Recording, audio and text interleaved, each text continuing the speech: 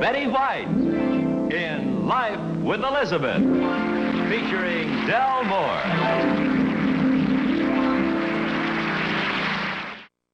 Incident number 1 in the life of Elizabeth occurred just before she and Alvin went to San Francisco. It seems that Elizabeth had been to a fortune teller on this particular day and came home with a lot of very strange ideas. That's Elizabeth. I hate to interrupt her game of solitaire, but we've got to get started. Elizabeth, how are you tonight?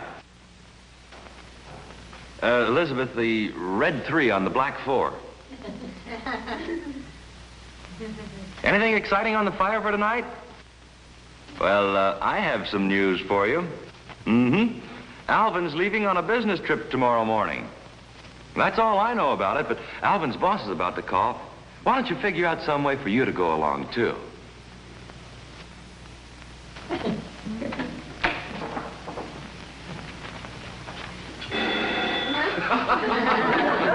Hello? Hello, Mr. Fuddy. No, Alvin isn't home yet. Wait a minute, let me get a pencil. Yeah. Alvin's plane ticket will be at the Miracle Airlines. All right. Yeah, I'll tell him. By the way, Mr. Fuddy, would you mind if I went along on this trip with Alvin? Oh, don't worry about him. I'll handle him all right. But I'll need some facts from you first. Where's he going? San Francisco. Palace Hotel? Yeah. Room 705. That ought to do it. San Francisco Palace Hotel, room 705. Yeah. Oh, by the way, Mr. Fuddy, Alvin knows these details, doesn't he? All right, swell. Thank you. Bye. San Francisco Palace Hotel, room... Elizabeth! I'm in here, darling. Hi, honey. Hello, darling. Elizabeth, I'm afraid I have what is some rather bad news. Oh, you sit right down here, darling. You tell me your news later. Well, right now, the important news to me is that you're home. Well, let me get this off my chest, honey. Just lean back and relax. That's the boy. That's it. Now, close your eyes. But, honey... See how nice that is? See? Relieves the tension. Ah, that's a boy. Look, you won't like... Alvin? There's a lump on your neck. Where is it? It's gone now. Where was it? Put your head back. Right there. If you've been trying to put me in a good humor, Elizabeth, you failed miserably. If you've been trying to put me in a good humor, Elizabeth, you failed miserably. I guess the only thing left to do is tell your fortune. Well, naturally, that's the only thing to do. It would be silly to stay on the same subject, wouldn't it, Elizabeth? Telling your fortune and talking about your neck are exactly the same thing. You're not well, Elizabeth. I can prove it. That lump on your neck was your Adam's apple, right? What's that got to do with it? Well, Adam knew Eve, and Eve was weak, and there are 52 weeks in a year. So? So how many cards are there in a deck? 52. Oh, come. Oh, please. No, seriously, darling. I went to the most wonderful fortune teller today, and she told me how to tell fortunes with cards. Maybe there's nothing to it, but it's lots of fun. I refuse to indulge in this hocus pocus. Well, suppose there is nothing to it, but Madame Pesteboud had that mysterious look of a real Hungarian gypsy. Pesteboud? That's Budapest spelled backwards.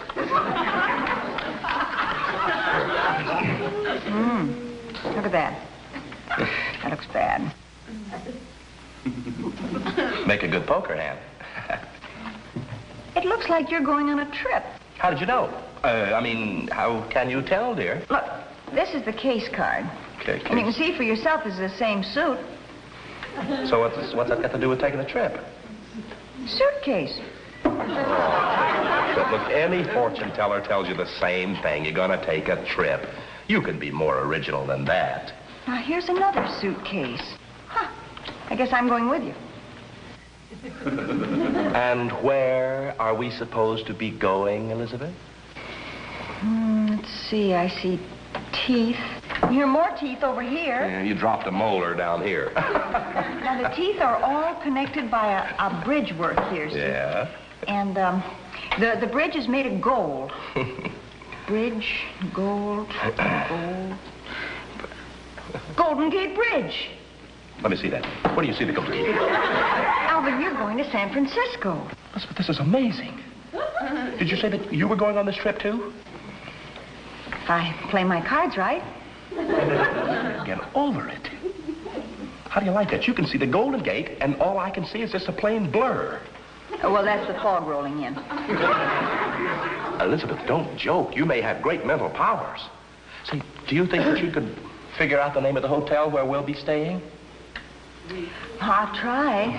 Go ahead. Oh, let's see. This is an Ace. It's an Ace? Yeah. Is there an Ace Hotel in San Francisco? Try another card. That makes it Lace. Lace. Let me try another one.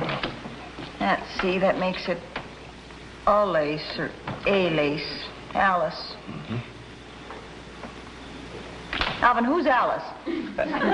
Try another card. Palace. That's it. That's it. What do you mean, Doctor? I didn't have time to tell you. Mr. Fuddy's sending me to San Francisco tomorrow, and I'm staying at the Palace Hotel. No. I believe this. Wait a minute. Wait a minute now. What? Room 705. Elizabeth. And the bellboy's name is Fred. We're going to business. I'll quit Mr. Fuddy. Look, we will make Madame Boohead, or whatever her name is, look like so much goulash. No, now, wait. Maybe I was just lucky, Doc. Lucky? I tell you, you're a wizard. Alice, Alice. Oh, this is wonderful. A fortune to make. Hang up. Don't worry. Hello? Hi, Mr. Fuddy. Yes, Alvin's... no, as a matter of fact, he just left. Here, let me talk to you. I don't mind talking Honey, to you. I can take a message. Hello, Mr. Fuddy? Elizabeth's wonderful. She predicted my whole trip to San Francisco. Yeah, she... You told her what? You even told her the room number? I made up Fred out of my own head. Goodbye, Mr. Fuddy.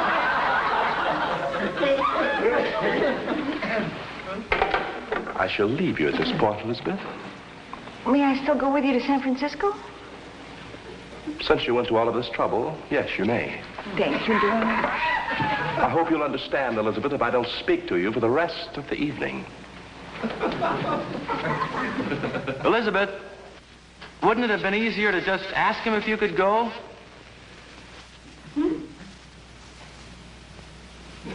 Stubborn as a mule, huh? Aren't you ashamed? Thank you. In just a moment, we'll bring you incident number 2 in Life with Elizabeth. Incident number 2 in the life of Elizabeth occurred the last time Alvin let Elizabeth use the car. As I recall it, Alvin was pretty worried on this particular evening. In fact, he had gone so far as to call one of Elizabeth's girlfriends. Why don't we listen in? Hello, Dorothy. Hey, does Elizabeth happen to be over there? Well, no, she took the car into town today, and I was just a little worried about her. Well, you know how she drives. After all, you never... Oh, here she is now. Yeah. Mm-hmm. I certainly will. And to you. Say hello to Harry for me, will you? Bye-bye. Don't get up, sweetheart. I'm going to go right over and sit down. Boy, have I had a day. Well, I'm certainly glad you're home. I was worried about you. I just called Dorothy to see if you were over there. How was she? Huh? She seemed bitter somehow. I don't blame her. No? Harry cracked up their car again today. He's had so many accidents lately, he's painted one side of their car green and the other black. Why would a sensible man do a thing like that? He says you ought to hear the witnesses contradict each other. Well, let's forget Harry. Did you get some of your shopping done today? Oh, no, there was no time for shopping. I just picked up a few things we needed. Yeah, I guess there is a difference. Alvin, Alvin.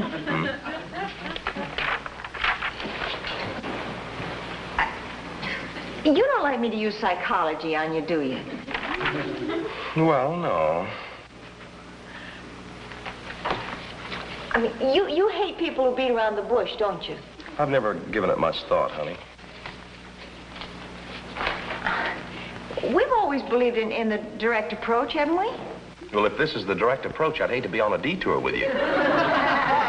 What I mean is, if a person has something to say, they ought to come right out and say it, shouldn't they? I'm waiting. Some wives are the kind who don't tell their husbands anything. Elizabeth? All right, I'll come right out and tell you. Good. Guess where our car is? No, we're on a quiz program. All right, where's the car? In the garage. Well, why all the build-up? You've managed to squeeze the car into the garage before this. Hey, wait a minute. Whose garage? Elmer's. The mechanic. Look, I know Elmer. Elmer the bandit. I know the man's a thief. Do you want to hear what happened? Yes, and I want to hear the whole story. Don't leave any of it out. Well, I finished my shopping and I was driving home, and all of a sudden the car stopped. Well, didn't it make some kind of noise? Yeah, it went poof.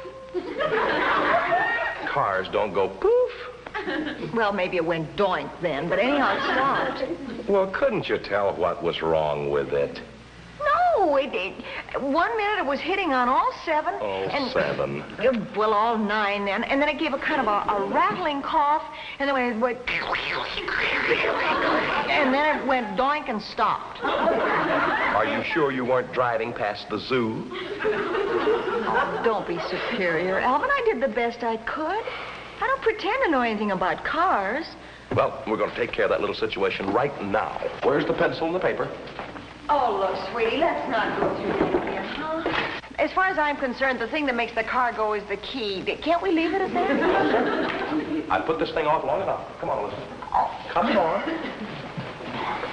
Honey, let's be practical about this thing. Sit down. Sit down. Now, if you knew something about cars, you could have saved us maybe $15 or $20 on the repair bill. Some other time, honey, please. Now, I am going to draw a diagram so that you'll know how a car works. Now. Want to bet? Now, this is the ignition switch. Now, what is the first thing you do when you get in a car? Adjust the mirror. Honey, please, you turn on the key. Now, you see what happens now? The ignition system is ready to supply the spark to the spark plugs. Now, of course, the horsepower varies with different cars, naturally. Oh, now I see. You see? What do you see? How they figure the horsepower on the various cars. Oh, good girl, how? They just lift up the hood and count the plugs. Are you trying to kid me? No, go ahead. All right, now the cooling system is up there. And the water runs through the radiator, through the cylinder block, through here, and here. Of course, that helps keep the car cool. You make it so clear, darling. Well, thanks. Sweetie, you'll be glad we did all of this in the long run. I'm sure that you will. Now, tell me this. How do we keep the car cool? Strip the gears? $20 to Elmer? No, please, honey. Come on, I'm sorry. Now, go on. The water goes through those spark plugs, and then what happens? Honey, not through the spark plugs. Look, forget that. Just forget it. This is the important thing. The generator. Now, here's a case in point. Last week, I fixed our generator with nothing more than a plain bobby pin. Whose? Yours. Well, then don't I get a commission? Honey, the point is that I fixed the generator with a bobby pin, whereas Elmer the bandit would have charged us $10 or $20. Tell me more about the generator. Well, the generator doesn't work too well unless you have a good armature. Now, over here, I wasn't aware that I'd said anything funny, Elizabeth. No, go on, honey. No, let's hear your hilarious joke about the generator. You said the armature was right here, and I just wondered why they didn't use professionals. Kind of funny, I thought. You don't intend to have me teach you anything, do you, Elizabeth? Oh, honey, a woman doesn't have to know anything about a car. Finish anything goes wrong, she just opens the door and stands in the road and looks helpless. And looks stupid. And then pretty soon a big, clever man who can fix generators with bobby pins comes along and everything's fine. Okay. From now on, you pay your own repair bills. All I know is that that car was running like a top when you took it to town. What are you grinning about this time? I was just thinking. The next time the car's running like a top, maybe we can go for a spin. I should write, honestly. Hello. Oh, yes. It's Elmer's garage. Ask him if he's carrying his gun. How does it look? Elmer's garage. Oh, no. How much? $47.28. 40s. Well, if that's the best you can do. Okay, well, we'll pick it up in the morning. Okay, I'll tell him. Bye. I told you that that man was a thief. What was wrong with the car? Elmer says to tell you some genius left a bobby pin in the generator.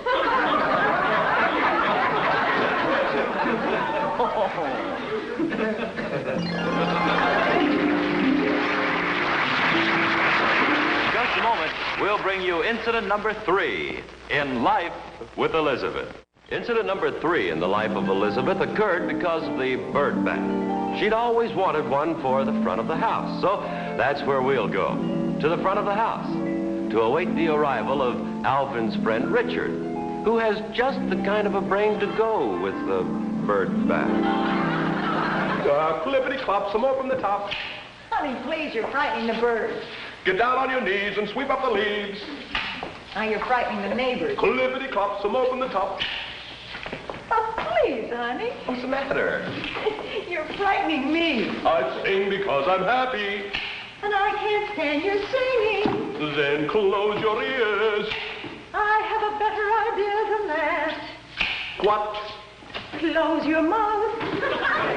Honey, you're a character, but I love you. Hey, maybe you're right. We better stop singing. Neighbors will think we flipped our lids. I sing because I'm happy. Honey, not the muffled voice. Sound like you're singing in a trunk. Why don't you put this away? Oh, I forgot. Honey, please don't sing. Elizabeth, I asked you not to sing. Who's singing? I just ran the lawnmower over my foot. Oh, I'm sorry. Sit down. Wait till I count my toes. What's the matter, 9? 9 toes. Oh, there's somebody in the house. Oh, what are you talking about? Unless we have awfully big termites, there's somebody in the house. Oh. I don't hear anything. That's a switch. Usually the prowlers are wandering around outside with... Huh? There's a man in there and he's 2 feet tall. I don't see anybody. Well, I didn't either. I only saw his head. It was... Honey, you're just... It's your stupid friend Richard who's in the house. How do you know? I just saw his lovable, empty head sticking through the drapes. He looked like the horseless headman. He's not stupid. If Richard's in the house, he has a perfectly good reason to be in the house. We're out here, Richard! That's nice. It's your friend who said that. Don't be sarcastic. Richard, we're out here on the porch. Come on out. I can't find the front door. I bet you're proud. Mixed up. We've gone over the house since he was here the last time. Sure we have, honey. We changed the wallpaper. Richard! Yes, Alvin? Go straight back through the kitchen and through the patio and then turn left when you get to the alley. Okay. Hey, wait a minute. That's just the opposite. Come on with me. Honey, now don't.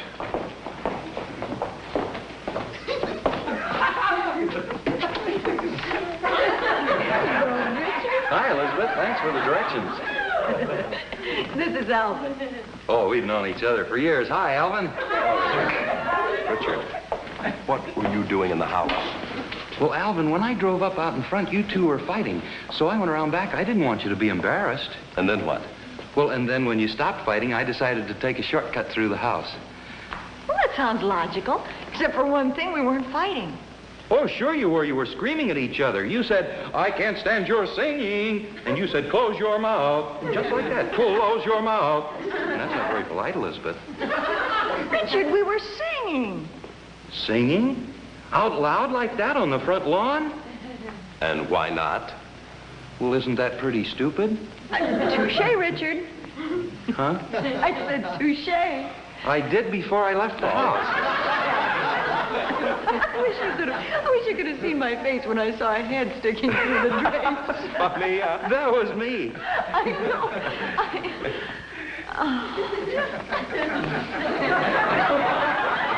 Well, no, that was me. It was I. Were you there too, Alvin?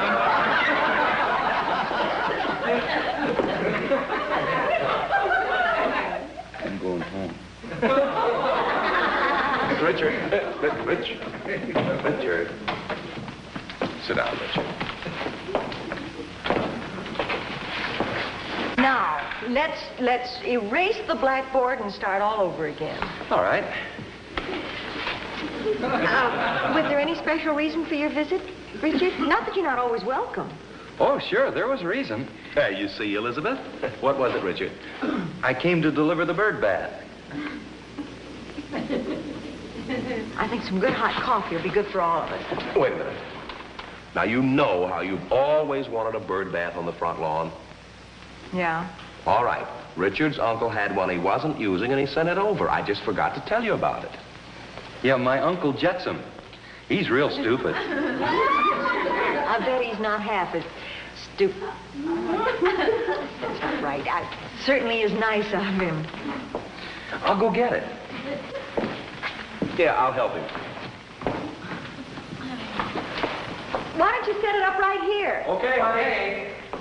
Hey, honey, close your eyes. We want to surprise you. I'll do better than that. I'll turn around till you get it set up. Okay, Richard. Bring her in.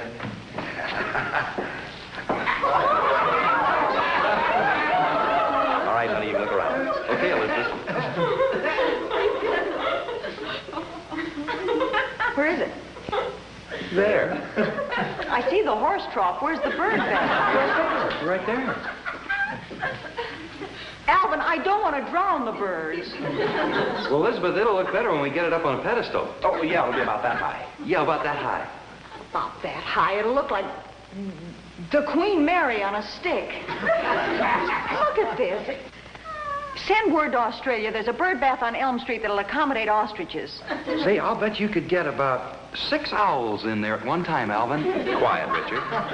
What size bird did you have in mind, Elizabeth? Don't tempt me. It would be good for penguins, too. Richard, I had little birds in mind. What?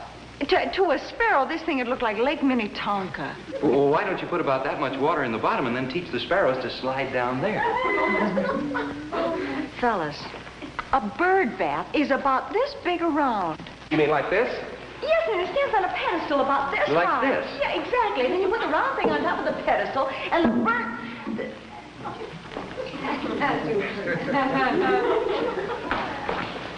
It was a gag.